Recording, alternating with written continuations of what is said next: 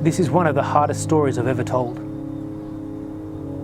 Just the other day I was 10 kilometers from the ISIS front line in northern Iraq, one of the toughest places on earth to be a Christian. I've sat in makeshift camps with people that the world has come to know as IDPs, internally displaced people.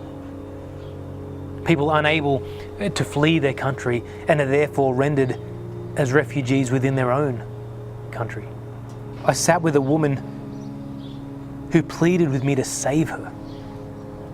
Save me, she cried as she beat her body and sort of pulled her clothes. What terrified me was that she said those words with the exact same desperation as someone who were drowning.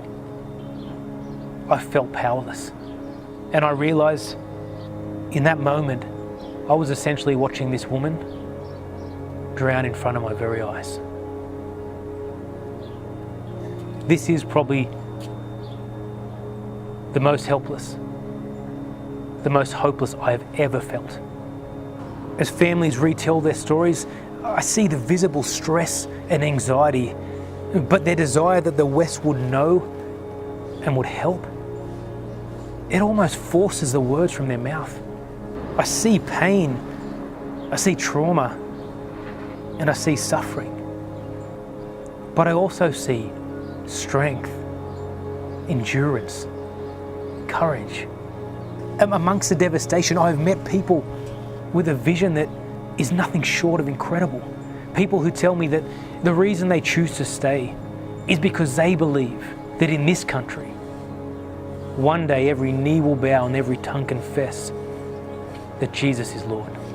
These people, they're teachers, doctors, builders, police officers and pastors, refugees within their own country but choosing to be leaders within these displaced communities.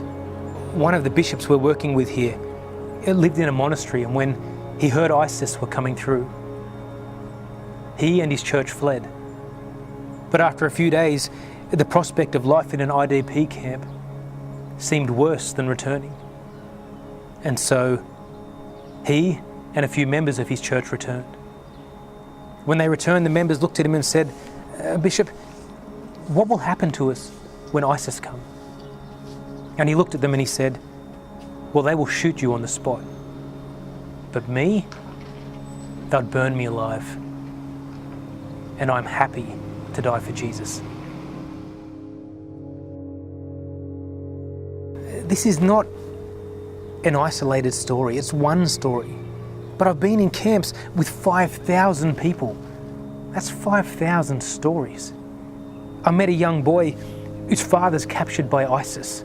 His whereabouts are currently unknown, and now this child, he lives in what I call IDP Tower. It's an unfinished 7-story hotel which now houses 160 families. Or a woman who told me that there is no hope for her daughter's future. They now live in a 5-metre by 2-metre caravan in an IDP camp, which can at times house up to 10 people. Or another couple captured by ISIS for 10 days. Yeah, they were released, but they carry a lifetime's worth of trauma. And now they find themselves living in one of the most remote IDP camps I've ever been to. Temperatures during the day get to 50 degrees Celsius and in winter -5 at night. You see, behind every statistic, behind every number is a story, a person. I can't help but be moved by something a pastor said to me, a pastor who now has an IDP community living inside his church. And he said the following: "They destroyed our churches. We now worship in one church. They destroyed our homes. We have built one home together. We are free. They are not. They may have taken our land, but they will never take our Jesus."